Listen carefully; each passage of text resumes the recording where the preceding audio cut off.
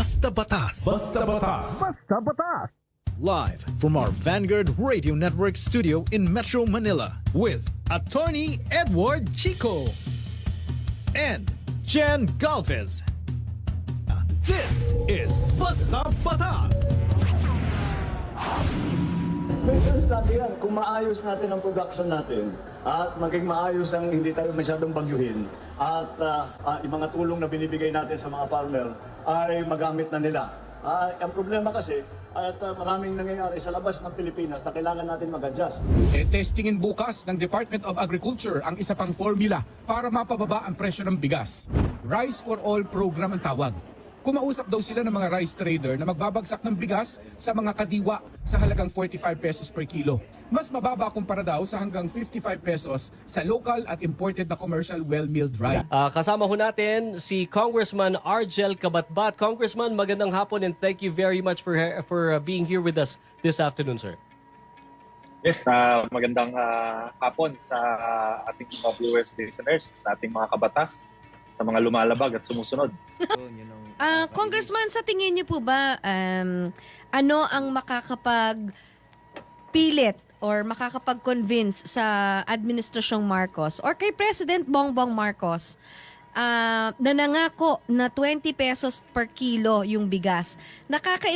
Kailangan sana natin sa mga panahon ngayon, lalong-lalo na ang taas ng presyo ng bilihin dahil nga po sa effect na rin ng bagyo. Bagyong season na ngayon ng malalakas na ulan.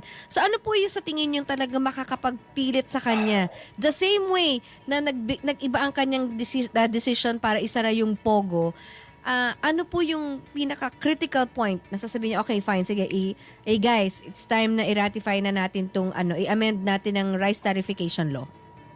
Yes. Paano ko ba ito sasabihin? Kaya mo yan, yung pangako niyang 20 pesos.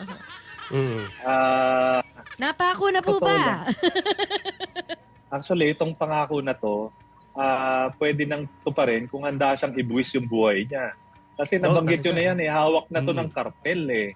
Ano na to, dekada na to na nandyan na yan, matagal na sila.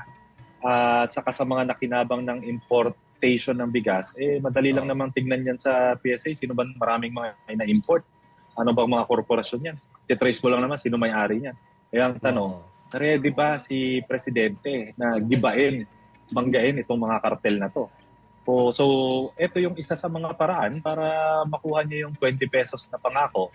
Kaya lang mukhang baka matulad siya kay John F. Kennedy na may mag-assassinate sa kanya kasi sisiraan mo ng kabuhayan o pera itong mga kartel na to na ilang dekada na nandyan.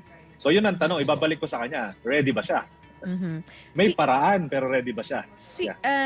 May possible po ba tayo na suspetsa kung sino ang posibleng mga kartel na mga miyembro ng kartel dito sa atin? Not to identify specific names, pero yung mga grupo, industry na connected probably dito, or I'm assuming protektado din po ito ng ilang mga mambabatas na alam mo na under their payroll. Siguro ganito lang yan. Pagka ilagay niyo yung sarili ninyo sa mga kartel na kontrolado niyo ang presyo ng bigas, ang importation. So sa election, makikialam ba kayo? Mag-donate ba kayo? Sino mga bibigyan niyo ng suporta para pagdating sa Congress, sa Senate o sa Malacanang, meron kayong boses doon. So ito lang po yung malinaw eh. Ang mga importers nagkakaisa. Ang mga magsasaka hindi nagkakaisa. Ang problema, mas marami pa nga yung magsasaka kaysa sa mga importers. Ang problema sa mga magsasaka, hindi naman nagkakaisa. Kaya kung api-apihin na lang sila, ganyan na lang. Kaya sa mga nakikinig na magsasaka, pag-isipan nyo yan, mas marami kayo. And remember, united, nagkakaisa po ang mga importers. Kaya nga tawag dyan, kartel, kasi pag mag-decide sila ng presyo, kontrolado nila, walang kompetisyon. So yan yung tawag, yan yung kartel. Unlike our farmers, yung mga magsasaka natin, hindi ho yan nagkakaisa. Kaya kung api-apihin lang sila, ganyan lang. Pinagsasamantalahan. Kaya ang solusyon po sa problema ng mga magsasaka ay hindi yung magkaroon kayo ng congressman. Nagkaroon kayo ng congressman, nagkaroon kayo ng magsasaka party list, sinubukan i-amend yung rice tariffication mo. Anong nangyari? Wala. Hindi ho solusyon yung magkaroon kayo dyan ng congressman. Ang solusyon ho, magkaisa kayo para ho mas marami kayo. Pero sana huwag importation kasi parang lumalabas nga yata sa ginagawa ngayon. Kung mapayag tayo sa medical cannabis bill, pero kailangan i-import natin. Ay, Mas edi masarap ganun kaya din yung yun. variety natin. Mas masarap ang variety. Mas masarap. Based on my... Marami na Hindi to kinatikman. based on experience, ha? Hindi to based on experience. Based sa experience Sinasabi ng lang- iba. Hindi, Kong, excited ka eh. Hindi, Baka parang sabi ano mo may eh. conviction. Huwag ganun, Kong.